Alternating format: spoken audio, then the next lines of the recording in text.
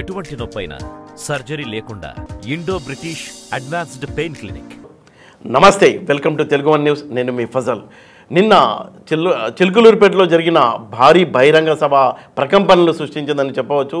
Telugu Desam party విజయ పరంపర కొనసాగుతుంది అని తెలుగుదేశం పార్టీ అధికార ప్రతినిధి డాక్టర్ ఏఎస్ రావు గారు విశ్లేషిస్తున్నారు.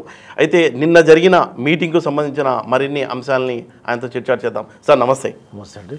సార్, నిన్న జరిగిన సభ చూసాం, మనం ముగ్గురు నేతలు కూడా ఆ స్టేజ్ మీద చూసాం. సిద్ధం సభలకి ఈ ప్రజాగళం సభలకి మధ్య వ్యత్యాసం మీకు ఏం కనిపించింది? సిద్ధం సభ ఒక మేకపోతు గంభీర్యానికి ప్రతిరూపంగా సిద్ధం సభ జరిగింది. అంతా మొత్తం డబ్బులు ఇచ్చి అడ్డకూలీలు అందరిని పట్టుకొని వచ్చి ఇగో సిద్ధం సిద్ధం సిద్ధం అని చెప్పేసి ఆ రోజు వాటర్ బాటిళ్ళ మీద కూడా సిద్ధం స్టిక్కర్లు, అగ్గిపెట్టెల మీద సిద్ధం స్టిక్కర్లు, గుట్కా ప్యాకెట్ల మీద సిద్ధం స్టిక్కర్లు, ఇంకా రకరకాల కాండం ప్యాకెట్లు, మ్యాచ్ బాక్స్ల మీద గుట్కా దాని మీద కూడా సిద్ధం స్టిక్కర్లు వేసుకొని సిద్ధం సిద్ధం అని చెప్పేసి మొత్తం ఇగో నేనే రగిలిపోతున్నా అని చెప్పేసి ఎక్కడ పడితే అక్కడ హోర్డింగ్లు, పోస్టర్లు వేసుకోవడం జరిగింది. ఈరోజు ఎన్నికలకు కూడా అమలైంది. ఆ అధికార పార్టీకి సంబంధించి ఆ సిద్ధం సిద్ధం అంతా మొత్తం తీయడం జరుగుతుంది. ఆ తీస్తుంటే చూస్తుండ్రు, మన పేపర్లో కూడా వచ్చింది. శ్మశాన వాటిక పైన కూడా సిద్ధం పోస్టరు, శ్మశాన వాటిక పైన సిద్ధం పోస్టరు, పబ్లిక్ టాయిలెట్స్కి సిద్ధం పోస్టరు. అంటే దీనికి దేనికి సంకేతం? ఇప్పుడు ప్రజాగళం ఎలా ఉంది? ఇప్పుడు ఈ సిద్ధం కథ ఇట్లుంది. నిన్న జరిగినటువంటి ప్రజాగళం ఒక భవ్యమైనటువంటి సభ జరిగింది. నిన్న నా భూతోన్న భవిష్యత్తుగా ఆ 4 సిద్ధాలకి ప్రజాగళం ఒకటి. 4 సిద్ధాలలో రానటువంటి జనం ప్రజాగళంకి వచ్చింది. అక్కడ సభ భారీ సక్సెస్ అయింది. అదే కాకుండా నిన్న ప్రజల్లో కూడా 3 పార్టీల నాయకులు మా కూటమి ద్వారా జరిగినటువంటి మొదటి సభ కాబట్టి జగన్ని ఓడించాలన్న కసి ఆ ప్రజాగళం సభకు వచ్చిన పబ్లిక్లో కనిపించింది. ఖచ్చితంగా ప్రజాగళానికి వచ్చినటువంటి నాయకుల్లో, ప్రజాగళానికి వచ్చినటువంటి అభిమానులు, కార్యకర్తలు, ప్రజలు ప్రతి ఒక్కరు కూడా గత 5 సంవత్సరాలు చేస్తున్నటువంటి అక్కడ ఆంధ్రప్రదేశ్ నడుస్తున్నటువంటి రాక్షస పరిపాలన ఏ విధంగా ఉందో, ఆ రాక్షసత్వంతో రాష్ట్రం ఏమేం కోల్పోయిందో నిన్న వివరించి చెప్పారు. ఓకే, 3 నాయకులు కూడా చెప్పడం జరిగింది. ఆ తర్వాత ప్రజల్లో కూడా ఒక నూతన ఉత్తేజం వచ్చింది. ఓకే, ఎప్పుడు ఈ ప్రభుత్వం పోతుందా, మళ్ళీ చంద్రబాబు నాయుడు గారు ఎప్పుడు ముఖ్యమంత్రి అవుతారా, మళ్ళీ మా రాష్ట్రం ఆంధ్రప్రదేశ్ రాష్ట్రం అభివృద్ధి దిశగా ఎప్పుడు పయనిస్తుందని చెప్పేసి వెహికల్తో ఎదురు చూస్తున్నారు ప్రజలంతా. ఓకే, ఏదేమైనప్పుడు కూడా నిన్న సభతో వైఎస్ఆర్సీపీ కార్యకర్తలు, నాయకులు, ముఖ్యంగా జగన్మోహన్ రెడ్డి కంగుదినడం, వెన్నులో వణుకు పుట్టడం స్టార్ట్ అయింది. అంటే ఈ నిన్న సభ చూసిన తర్వాత మీకు ఏమనిపించింది? ఎన్ని సీట్లతో గెలవచ్చు అనే ఒక ఫీలింగ్ అయితే వస్తుంది కదా? డెఫినెట్లీ 175. Okay, why not 175? నా మీద ఆడ not 175, he is not 175, we are 175. Okay, అట్లా అనమాట. తుఫానేనా గాలి? తుఫాన్ అంతే, స్ట్రోమ్. ఓకే, ఖచ్చితంగా ఈ యొక్క కూటమి స్టోర్మ్ అనేది ఖచ్చితంగా వస్తుంది. ఈ యొక్క తుఫాన్లో ప్రజాస్వామ్యాన్ని కూని చేసే ఉద్దేశంతో వచ్చినటువంటి ఈ యొక్క హంతకుల పార్టీ కొట్టుకుపోవడం ఖాయం. ఓకే, ఓడిపోవడమే కాకుండా నామరూపాలు లేకుండా పోయే పరిస్థితి కూడా వస్తుంది ఖచ్చితంగా. ఓకే, ఎందుకంటే ప్రజలు ఈరోజు చూడండి, అధికారం దిగిపోయిన తర్వాత ఏ విధంగా ఉంటుందో, అధికారం రావడం, ఓడడం, గెలిపోవటం అనేది ఈ రాజకీయాల్లో సర్వసాధారణమైనప్పటికీ కూడా ఓడిపోయిన పార్టీలు ప్రతిపక్షంలో ఉంటాయి. మేము కూడా ఓడిపోయాం, ప్రతిపక్షంలో ఉన్నాం, ప్రజల పక్షాన పోరాటం చేస్తూనే ఉన్నాం. కానీ వైఎస్ఆర్సీపీకి ఓడిపోయిన తర్వాత నామరూపాలు లేకుండా వైఎస్ఆర్సీపీ జెండా కూడా కనిపించకుండా పోతుంది ఆంధ్రప్రదేశ్లో.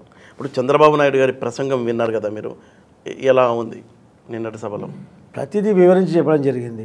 ఓకే, మోదీ గారు చేసినటువంటి కార్యక్రమాలు, మోదీ గారు చేసినటువంటి కార్యక్రమాలు, దేశ విదేశాల్లో మోదీ గారికి వచ్చినటువంటి ఆదరణ, ఓకే, ఇంకో దేశవ్యాప్తంగా మోదీ గారు చేసినటువంటి అభివృద్ధి పనులు, ఈరోజు ప్రజలు ఏ విధంగా మోదీ గారిని యాక్సెప్ట్ చేశారనేది ప్రజలకు వివరించి చెప్పడం జరిగింది. అదే కాకుండా ఈ ల్యాండ్, శాండ్, మైన్, వైన్ ఈ మొత్తం స్కాములు జరుగుతున్నాయి కదా. ఓకే, ఇవన్నీ జగన్మోహన్ రెడ్డి చేస్తున్న స్కాములే కదా. ల్యాండ్ వదిలేదు, శాండ్ వదిలేదు, వైన్ వదిలేదు, మైన్ వదిలేదు. ఇంకా ఏం మిగిలింది అక్కడ? ప్రజలకు ఉన్నటువంటి సంపద మొత్తం కొల్లగొట్టిన తర్వాత ఆంధ్రప్రదేశ్లో మిగిలింది బూడిదే. అవును, అంటే దేశవ్యాప్తంగా బీజేపీకి అనుకూలంగా పవనాలు అయితే చాలా ఘాటు పవనాలు వీస్తున్నాయి. అది ఎలా ప్లస్ అవుతుంది మీ పార్టీకి? అలాగే పవన్ కళ్యాణ్ అభిమానులు ఫ్యాన్స్ అంతా ఓట్ల రూపంలో ఎలా వస్తుంది? దేశవ్యాప్తంగా నిన్నటి సభ ఏం చెప్తుంది? దేశవ్యాప్తంగా నరేంద్ర మోదీ గారు ప్రైమ్ మినిస్టర్ అనేది ఎన్నికలు కాకముందే ప్రజల్లో కానీ ప్రతిపక్షాల్లో కానివ్వండి మొత్తం నరేంద్ర మోదీ గారి కంపేర్ చేసే నాయకుడు ఎవరు అక్కడ కనిపించట్లేదు. ఈవెన్ రాహుల్ గాంధీకి అడిగినా కానీ సడన్గా అడిగితే కోనే ఫ్యూచర్ మీ ప్రధానమంత్రి కోన్ బంతా అంటే మన నరేంద్ర మోదీ పేరే చెప్తాడు. అవును, ఆ విధంగా ఇప్పుడు నరేంద్ర మోదీ గారి యొక్క చరిష్మా ఉంది. ఖచ్చితంగా కాబోయే ప్రైమ్ మినిస్టర్ కూడా అయినే కాబట్టి మా కూటమిలో ఒక భాగం బీజేపీ కాబట్టి రేపు మా ఆంధ్రప్రదేశ్ రాష్ట్రానికి రాబోయేటువంటి నిధులు కేంద్రం నుంచి అభివృద్ధికి అన్ని విధాలా సహకరిస్తారని చెప్పేసి వాళ్ళు హామీ ఇవ్వడం జరిగింది. అదే హామీ ఇచ్చి ఆంధ్రప్రదేశ్ రాష్ట్రాన్ని సుభిక్షంగా ఒక అభివృద్ధి దిశలో పయనించడానికి బీజేపీ కూడా ముఖ్యంగా నరేంద్ర మోదీ గారు మాకు తోడ్పడతారని ఆశతో మీ అందరి కలయికతో ప్రజల యొక్క మేలు చేయడానికి ఒక శుభ సంకేతంతో ఒక సంకల్పంతో ముందుకెళ్తున్నాం. ఓకే, అంటే చంద్రబాబు నాయుడు గారు చాలా డేర్ స్టెప్ తీసుకుని ఒక కూటమిగా పవన్తో బీజేపీతో కలిసి ఏర్పడిన నేపథ్యంలో ఆ ఓట్ ట్రాన్స్ఫర్ అనేది ఎలా ఉంటుంది అనే అనడానికి నిన్నటి సభ అద్దం పట్టింది మనం అనుకోవచ్చా? ఓటు ట్రాన్స్ఫర్ అయిపోయి ప్రభుత్వ వ్యతిరేక ఓటు చీలిన తర్వాత ఏమవుతుంది, మన సంకల్పం మన యొక్క పార్టీ యొక్క సిద్ధాంతాలు ఇంత దృఢంగా ఉన్నప్పటికీ కూడా ఇప్పుడు 10 మంది ఉంటారు, 10 మంది మైండ్ సెట్ ఒకలాగా ఉండదు, 10 ఓటర్ల మైండ్ సెట్ ఒకలాగా ఉండదు. ఒక ముగ్గురు వేరేలాగా ఉంటుంది, ఒకరిది వేరేలాగా ఉంటుంది, ముగ్గురు వేరేలాగా ఉంటుంది. అందులో మనకు 10లో దాదాపు 6 మనకు రావాల్సింది, 6-7 మనకు రావాలా. దాంట్లో 6-7 రావాల్సింది 2 ఒకరు 3 ఒకరు 4 ఒకరు తీసుకున్న తర్వాత ఈ యొక్క వ్యతిరేకత ప్రభుత్వ వ్యతిరేకత ఉన్నప్పటికీ కూడా ఆ వ్యతిరేకత అనేది చీలిపోవడం జరుగుతుంది. కాబట్టి మళ్ళీ ప్రభుత్వం ప్రజలకు వ్యతిరేకంగా పనిచేసే ప్రభుత్వమే మళ్ళీ రావడం జరుగుతుంది. అందుకే ఈ వ్యతిరేకించే వాళ్ళ ఓటు చీలొద్దని చెప్పేసి ఒకే కూటమిగా ఏర్పడడం జరిగింది. ఓకే, ఈ కూటమిని విరగొట్టాలని 1,00,000 ప్రయత్నాలు చేసినప్పుడు కూడా జగన్మోహన్ రెడ్డి విఫలం చెందాడు. ఆ తర్వాత చిన్న చితకా పార్టీలను ఒక ఐఏఎస్ ఆఫీసర్ని బ్రోకర్గా తయారు చేసి జై భారత్ మహాభారత్ జై భారత్ పార్టీ పెట్టేయడము, మళ్ళీ ఇంకో బీసీ పార్టీ పెట్టేయడము, ఇంకో జాతీయ జనసేన ఇంకోటి పెట్టేయడం, ఇవన్నీ చేసినప్పటికి కూడా అవన్నీ పెద్ద మా యొక్క ప్రపంచంలో అవన్నీ కొట్టుకుపోయినాయి. వాటి పేరు కూడా ప్రజలకు గుర్తులేదు. ఇప్పుడు ఏం దొరికింది, ఇక కాంగ్రెస్ పార్టీతోటి లోపాయికార ఒప్పందాలు. ఆ ప్యాకేజ్ షర్మిలను తీసుకొచ్చి మళ్ళీ ప్యాకేజ్ ఇచ్చి షర్మిలను ఇక్కడ పెట్టుకోవడం, షర్మిల మళ్ళీ జగన్మోహన్ రెడ్డి విమర్శించడం, జగన్మోహన్ రెడ్డిని విమర్శించే కొంత శాతం 1-3%, 2% ఓట్లు చీల్చాలని చెప్పేసి ఆమె యొక్క ఆలోచనతో వచ్చింది. అంటే 3 పార్టీలకు చెందిన కార్యకర్తలు నిన్న ఓటర్లు ఆ మీటింగ్లో కనిపించారు.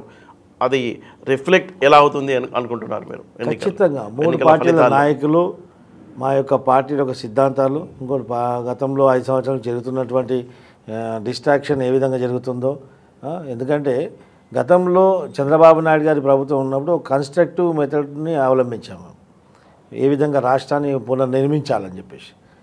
అదే జగన్మోహన్ రెడ్డి చూస్తే రాజధాని విషయం తీసుకోండి, ఒక భవ్యమైనటువంటి రాజధాని రూపకల్పన చేస్తే దాన్ని 3 ముక్కలాట చేశాడు. ఆ రాజధాని 3 ముక్కల అధికార కేంద్రీకరణ అని చెప్పేసి, అభివృద్ధి వికేంద్రీకరణ అని చెప్పేసి 3 రాజధానులు అన్నాడు, 3 నగరాలు అన్నారు. 3 నగరాలలో ఒక బిల్డింగ్ కాదు కదా, ఒక బాత్రూమ్ కూడా కట్టే ముఖం లేదు. ఈరోజు మళ్ళీ వేరే వేరే సాకులు చూపించి మళ్ళీ తన మా మంత్రివర్గంలో పనిచేసే మంత్రులు మనకు హైదరాబాద్ మళ్ళీ రాజధాని ఉంది కదా అని అంటాడు, ఒకటి చెన్నై అంటాడు, ఇంకోటి బెంగళూరు అంటాడు. అంటే ఒక బిచ్చగాడు చిప్ప పట్టుకొని తిరుగుతున్నట్టు ఆంధ్రప్రదేశ్ రాష్ట్రాన్ని తయారు చేశారు. ఇది ఎవరికి మంచిది, రాష్ట్రానికి మంచిదా మంచిది కాదా అనేది ప్రజలు ఈరోజు తెలుసుకుంటున్నారు. ఒక పిచ్చోడి చెక్కి మేము రాయిస్తే ఏ విధంగా ఎవరిని కొడతాడో ఏం చేస్తాడో తెలియదు. కాబట్టి ఈ జగన్మోహన్ రెడ్డి లాంటి సైకోకు మనం ప్రభుత్వాన్ని అప్పగించాము, అందుకని చెప్పేసి మనం మోసపోయామని చెప్పేసి ప్రజలు ఈరోజు తెలుసుకున్నారు. ప్రజల్లో చైతన్యం వచ్చింది. ఖచ్చితంగా ఈ యొక్క ప్రజాగలం సభ తర్వాత ఆంధ్రప్రదేశ్ ఓటర్ల యొక్క మైండ్ సెట్ ఖచ్చితంగా మారింది. ఎంటైర్లీ మొత్తం 100% 170-175 మేము గెలవబోతున్నాం. ముఖ్యంగా మా 3 కూటమి తరఫు నుంచి మాలాంటి కొంత నాయకుల్ని, నిబద్ధత కలిగిన నాయకుల్ని, కమిటెడ్ ఉన్నటువంటి నాయకులని పులివెందులకు పంపించడం జరుగుతుంది. పులివెందులో మాత్రం జగన్మోహన్ రెడ్డికి డిపాజిట్ రాకుండా చేయడం ఖాయం. సార్, ఒక విషయం సూటిగా చెప్పండి నాకు. ఆంధ్రప్రదేశ్ అంటేనే రాజకీయ చైతన్యం చాలా ఎక్కువ ఉంటుంది. చిన్న పిల్లోడి దగ్గర నుంచి ఓటర్ల దగ్గర అయితే చాలా లేడీస్ దగ్గర, ముసలోళ్ళ దగ్గర, చదువుకున్న వాళ్ళ అద్భుతమైన రాజకీయ చైతన్యం ఉంటుంది. అలాంటి చైతన్యం ఉన్న ఓటర్లలో ఇప్పుడు బీజేపీ తరఫున మోడీ గారు వచ్చి అమరావతికి శంకుస్థాపన చేశారు. ఆ తర్వాత అతను అమరావతికి ఏమి ఇచ్చారు, ఏమి ఇవ్వలేదు అనేది అంతా ఓపెన్, ప్రతిపక్షం చూస్తూ ఊరుకోదు కదా, అన్నీ హైలైట్ చేస్తుంటుంది.